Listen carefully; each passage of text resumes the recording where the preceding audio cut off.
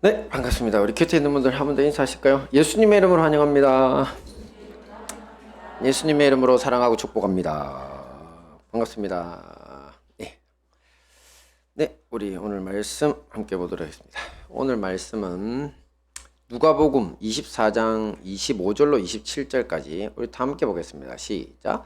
이르시되 미련하고 선지자들이 말한 모든 것을 마음에 더디 믿는 자들이여, 그리스도가 이런 고난을 받고 자기의 영광에 들어가야 할 것이 아니냐 하시고, 이에 모세와 모든 선지자의 글로 시작하여 모든 성경에 쓴 바 자기에 관한 것을 자세히 설명하시니라. 아멘.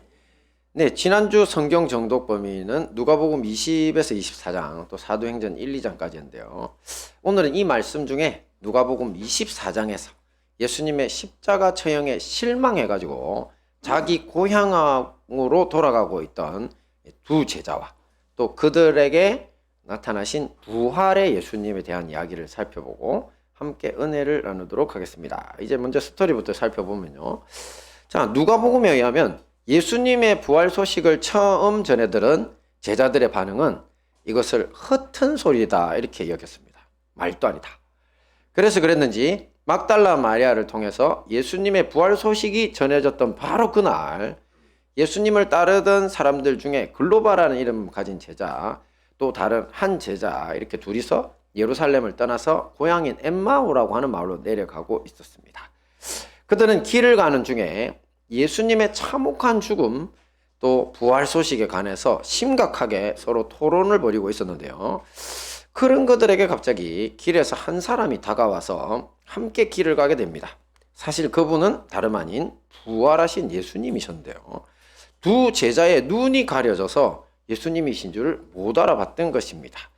예수님이 그들에게 물으셨습니다. 당신들이 길에 가면서 주고받던 이야기는 뭐에 대한 거요? 그러자 두 사람은 슬픈 얼굴을 하고는 잠시 멈췄습니다. 그 가운데 글로바가 예수님께 되물었죠. 아니, 당신은 예루살렘에서 내려오는 길인데도 최근에 그곳에서 일어난 일을 모른단 말입니까? 이렇게. 자, 그러면서 제자들은 예수라는 분이 계셨는데 그분이 자신들을 구원해 줄 그리스도, 메시아도 같은 말이랬죠. 그리스도라고 믿었지만 대제사장과 자신의 지도자들이 예수님을 로마인들에게 넘겨줘서 사형 판결을 받게 하고 십자가에 못 박아 죽였다 이렇게 알려줬습니다. 그리고 자기들 중에서 어떤 사람들이 3일 만에 예수님의 무덤을 찾아갔더니만 빈 무덤뿐이었다고도 하고, 또 어떤 이는 아예 부활하신 예수님을 만났다는 사람도 있다고 알려드렸습니다. 자, 그러자 예수님이 그들을 향해 믿음이 없다 이렇게 나무라시면서 모든 성경에 쓰여져 있는 자기에 관한 말씀들을 엠마오로 가는 길에서 그 두 제자에게 열심히 설명해 주셨습니다. 드디어 이렇게 이야기를 나누다가 엠마오 마을에 도착하게 됐는데요. 저녁 때쯤인데, 근데 예수님은 그들보다 더 멀리 그냥 가려고 하시는 것 같아가지고 두 제자는 예수님은 줄 몰랐지만 예수님께 간청을 합니다. 자, 이미 날이 저물었으니까 여기서 하룻밤만 우리 집에서 묵고 가시라고. 그렇게 모셨습니다. 자, 그리고 식사가 준비되자 주빈, 이스라엘의 풍습은 제일 그 손님 중에 높으신 분이 다른 사람들을 위해서 떡을 먼저 들고 하나님께 축사드리고 감사드리고 떡을 나눠주는 그런 습관이 있습니다. 관습. 그래서 예수님이 주빈이시죠. 그래서 그분에게 떡을 드렸더니만 예수님이 감사기도 하시고 제자들에게 나눠주셨습니다. 그런데 바로 그 순간 제자들의 눈이 밝아져 예수님이시라는 것을 알아보게 됩니다. 그와 동시에 예수님은 바로 사라져 버리시고요. 자, 너무 놀란 두 제자는 밤임에도 불구하고 그 즉시로 일어나 예루살렘으로 돌아갑니다. 그리고 12사도들과 함께 다른 제자들이 모여 있는 곳으로 가서 길에서 있었던 일, 또 예수님이 빵을 떼어 주실 때 그분을 알아보게 된 이야기 같은 것들을 다 해줬습니다. 자, 여기까지. 잠시 보신 것처럼 엠마오로 가던 두 제자 이야기는 사복음서에 나오는 예수님의 부활 이야기 중에 정말 가장 재밌는 이야기 중 하나라고 손꼽히는 이야기인데요. 자, 제가 잠시 화제를 바꿔가지고 가끔 성도님들 중에 아주 호기심 강한 분들이 가끔 있죠. 그래서 목사님 저에게 질문합니다. 목사님, 성경 공부를 꼭 해야 합니까? 아니, 성경 공부 안 해도 하나님 잘 믿으면 되는 거 아닌가요? 거기다 또 그런 이야기도 하시더라고요. 뭐 구원받은 강도는 십자가 옆에 매달렸어도 구원받았는데 네, 성경 공부 안 해도 안 되냐고. 자, 그 질문에 대한 구체적인 답이 오늘 이야기 속에 들어 있습니다. 함께 봅니다. 시작. 말씀, 새로운 출애굽의 첫걸음. 다시 봅니다. 시작. 선입견의 문제. 네, 오늘 이야기 속에는 두 제자가 예루살렘을 떠나서 자기 고향으로 내려가게 된 이유가 성경에 그대로 나오는데요. 바로 글로바의 입을 통해서인데, 자, 글로바는 뭐라고 이야기를 해줬냐면 예수님인지 모르고 이야기해줬죠. 예수님이 자기들을 구원해줄 그리스도라고 믿었다. 근데 그리스도는 아시잖아요. 이스라엘 사람들이 사실 저 당시에 무려 490년, 근 500년 세월을 아직 해방이 안 되고 있었습니다. 이스라엘이 앞에서 한번 망했잖아요. 그죠? 바벨론이 침공해가지고 다 끌고 그냥 나라 전체를 그냥 그들을 내버리고 포로로 끌고 갔는데, 근데 70년 만에 돌아갈 사람 돌아가라고 했거든요. 그래서 돌아올 사람 돌아와서 이스라엘에 가가지고 나라도 다시 회복을 좀 했는데, 그럼에도 불구하고 옛날에 자기들이 누리던 자유는 전혀 못 누리고 있었어요. 왕도 자기들 왕이 아니고, 그때는 이제 아예 그냥 바벨론 왕이 이제 끝나더니만 페르시아 왕이 오고, 또 페르시아 왕이 끝나더니만 알렉산더 제국이 일어나고, 또 알렉산더 제국이 끝나더니만 로마 제국이 와가지고 무려 그냥 500년 가까이 계속 노예 생활 비슷한 삶을 살게 되는 겁니다.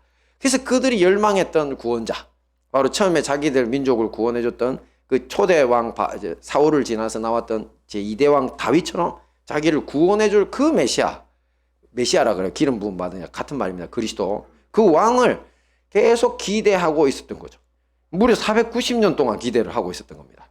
자, 근데 그분이 바로 자기들은 예수님이다 믿었는데, 글로바가 뭐라고 하느냐면 대제사장들, 관리들, 자기들 유대인들이잖아요. 그들이 로마인들에게 예수님을 잡아서 넘겨줘 버려가지고 로마인들은 유대인의 왕이라는 제목으로 십자가에 못 박아 죽였다는 겁니다. 자, 그리고 자기들 중에 어떤 사람들이 부활하신 예수님을 만났다는 소문도 있다, 이렇게 말을 했죠. 자, 이 말은 무슨 말이냐면 한마디로 말해서 예수님은 자기들의 기대와 달리 죽어버리셨다. 그리고 부활하셨다는 소식 같은 것은 믿을 수 없다. 그래서 우리 둘이는 고향으로 가는 중이다. 이렇게 고백하고 있는 겁니다. 자, 이때 글로바의 말을 들으신 예수님의 반응을 한번 볼까요? 성경에 나온 그대로입니다. 함께 봅니다. 시작. 이르시되 미련하고 선지자들이 말한 모든 것을 마음에 더디 믿는 자들이여. 네, 이거 지지난주에 어리석은 자여 기억나시죠? 그죠? 재산을 넉넉히 모아서 편히 살고 싶다고 했던 부자에게 주님이 어리석은 자여 혼을 내셨는데, 그것처럼 이제는 미련한 자여. 자, 미련하다는 뭔 말입니까? 요즘 말로 이 멍청한 놈아, 이런 말이죠. 바로 그냥 혼을 내신 겁니다. 자, 왜냐면 예수님은 이미 십자가 처형과 부활 이전에 자신의 죽음과 부활에 대해 가르쳐 주셨습니다. 한번 볼까요? 자, 누가복음 9장 이야기입니다. 같이 봅니다. 시작.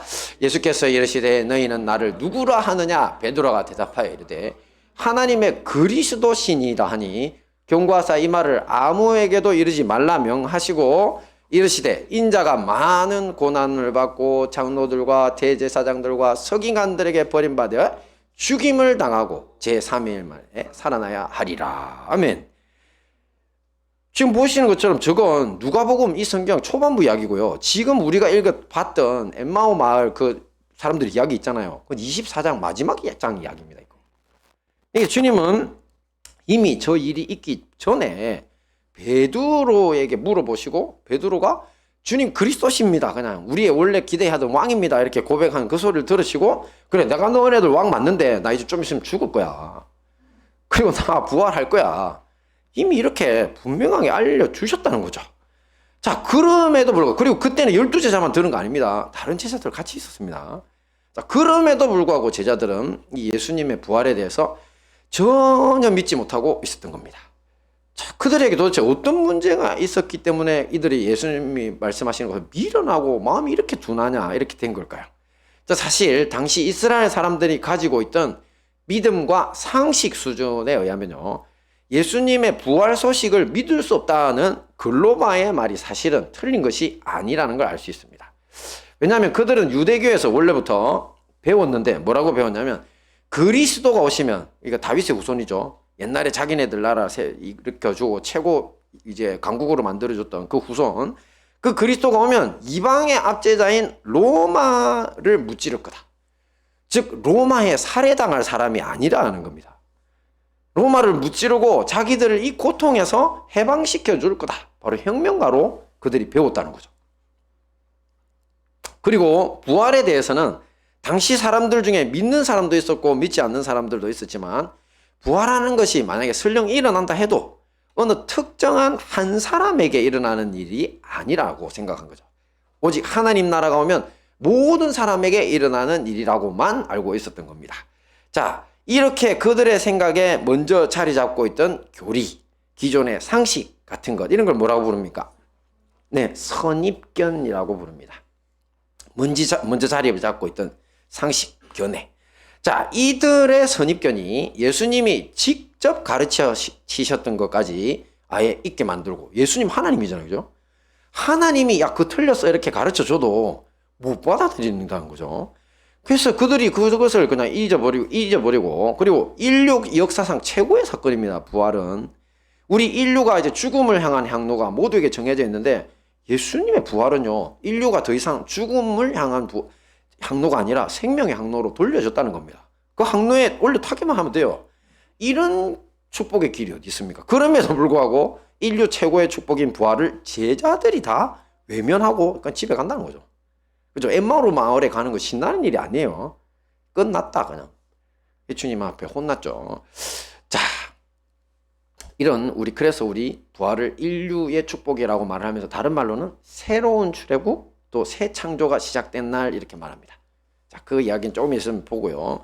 자, 앞에서 보신 것처럼 이렇게 잘못된 선입견은 예수님의 제자들처럼 어디선가 잘못 배웠다거나 아니면 자기 경험을 통해서 자기가 확신하는 방식으로 우리 마음속에 자리를 잡습니다.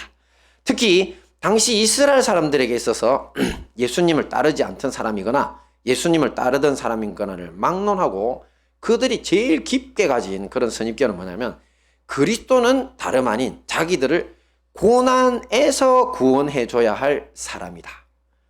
그런데 예수가 죽임을 당했으니까 그는 그리스도가 아니었다라는 식의 도식을 만들어낸 겁니다. 자, 근데 놀랍게도 여러분하고 저도 그렇게 생각하지 않았나요? 예수 믿으면 뭐 한다고요? 고난에서 구원받는다고 생각하고 있죠. 자, 그거 잘못된 거라는 것입니다. 함께 봅니다. 시작. 말씀을 자세히 설명하심. 이것은 뭐냐면 잘못된 것을 예수님이 바로잡는 방법입니다. 말씀 보겠습니다. 시작. 그리스도가 이런 고난을 받고 자기의 영광에 들어가야 할 것이 아니냐 하시고, 이에 모세와 모든 선지자의 글로 시작해 모든 성경에 쓴 바 자기에 관한 것을 자세히 설명하시니라. 그렇습니다. 예수님은 이렇게 성경 공부를 시켜주시는 겁니다, 지금. 그것을 통해서 우리가 가진 오류를 수정해 주셨던 거죠. 십자가 지시기 전에 성경 공부 시간에 이미 알려주셨던 내용을 부활까지 하신 후에 제자들에게 지금 이제 강좌를 다시 열어가지고 복습시켜 주셨죠. 그죠? 자, 앞에서는 제가 다루지 않았지만 사실 예수님은 엠마오 마을에 두 제자가 즉시 예루살렘으로 돌아가 다른 제자들에게 이야기했댔잖아요. 이야기하고 있는 도중에 갑자기 짠 하고 나타나십니다. 문도 다 잠겨 있고 다들 이제 자기들도 예수님처럼 잡혀가서 십자가 체행 안 나가려고 두려움에 떨고 있으니까 뒤에서 설교를 하고 있네요, 전세계. 네. 자, 반응이 좋습니다. 자, 이렇게 십자가에 안 끌려가려고 문 다 닫고 그냥 문 잠그고 있었는데 갑자기 예수님이 그 엠마오 두 제자가 그 이야기를 하는 도중에 짠 하고 나타나십니다. 그리고 뭐 하셨을 것 같습니까? 예, 다시 성경 공부 강좌를 개설하십니다. 금방 말씀하셨던 것처럼 모세와 모든 선지자의 글로 시작해서 모든 성경에 자기에게 기록된 것을 가르쳐 주십니다. 그 자리에서.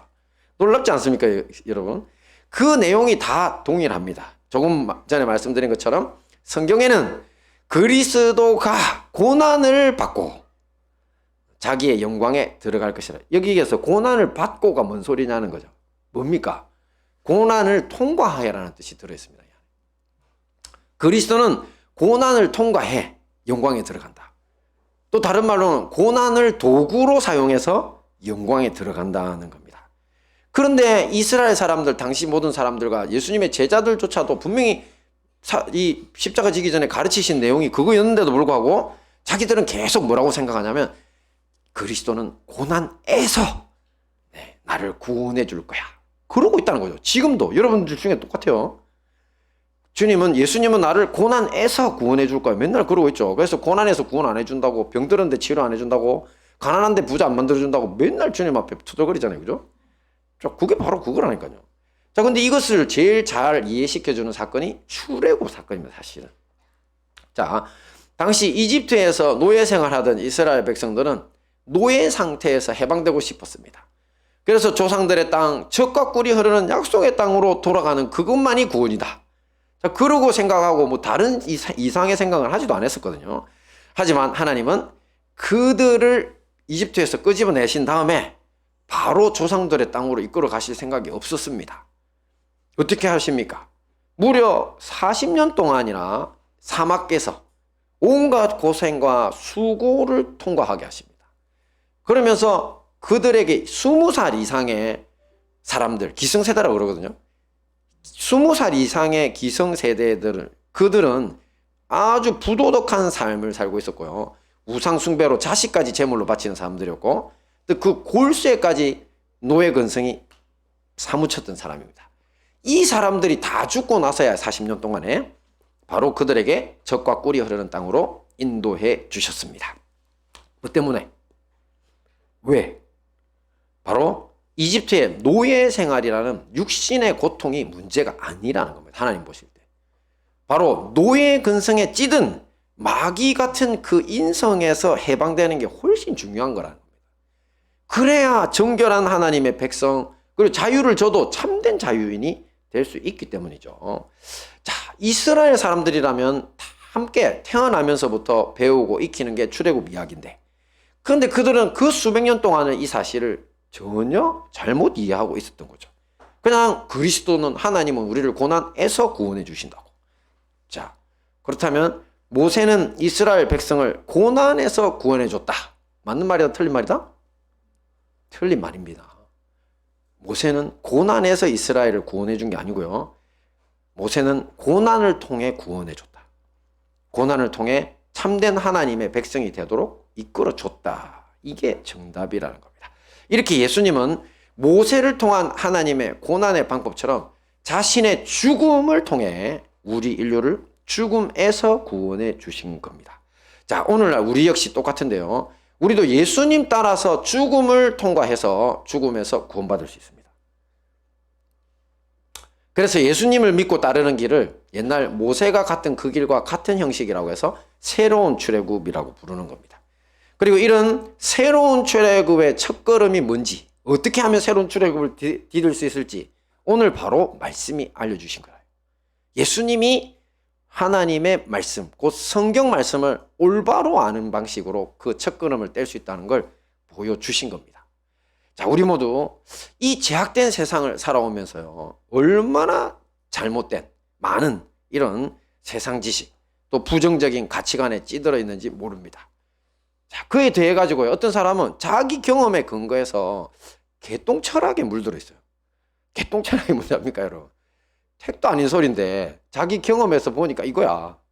제가 뭐 그런 이야기들이 있는데 해봐야 그냥 귀만 베릴 것 같아서 안 할랍니다. 자, 그렇게 고집스럽게 살아왔다는 거죠. 자, 이래서는 절대로 하나님 나라의 백성이라 할 수 없습니다.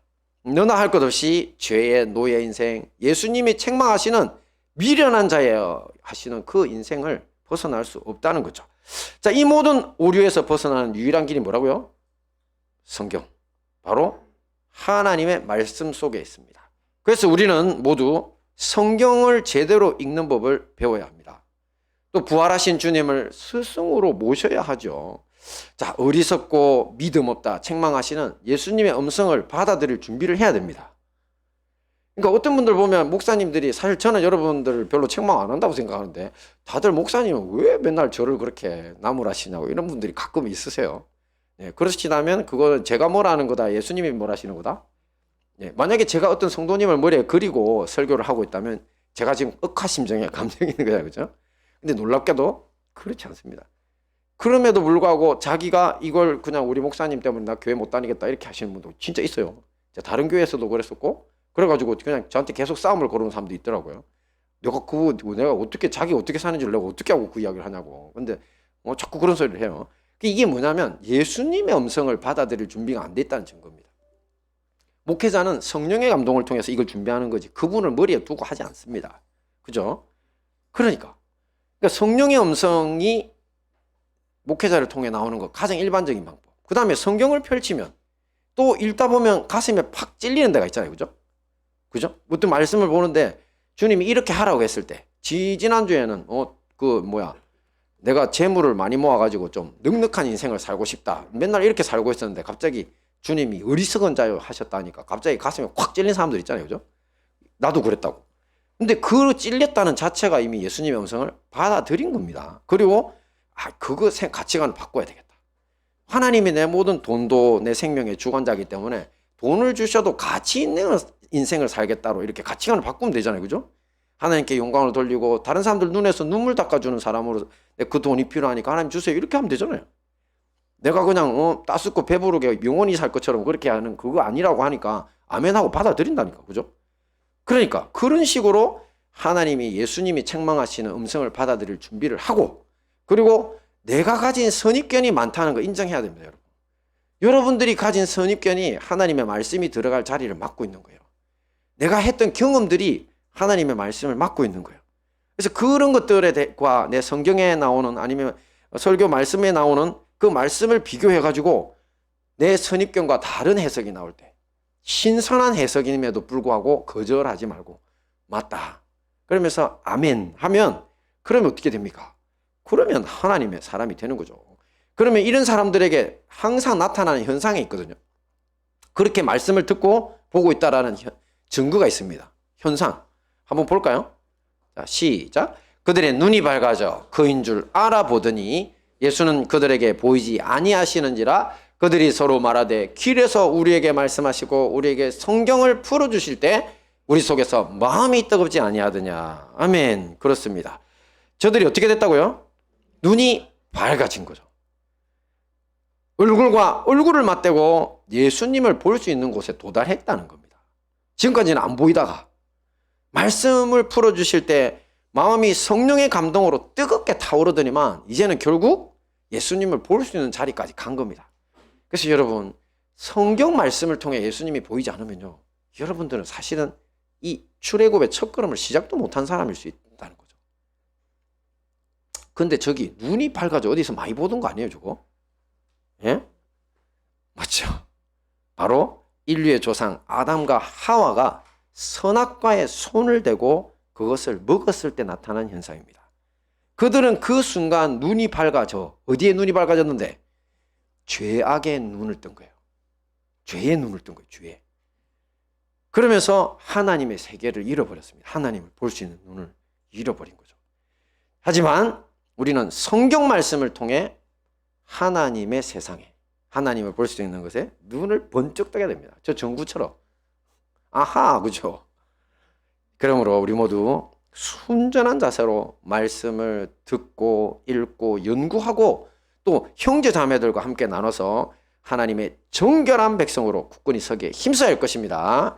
자, 이 모든 성경 말씀, 새로운 출애굽의 첫걸음으로 승리하시는 우리 행복한 다니엘 교회와 형제교회 성도님들 되시기를 축원합니다.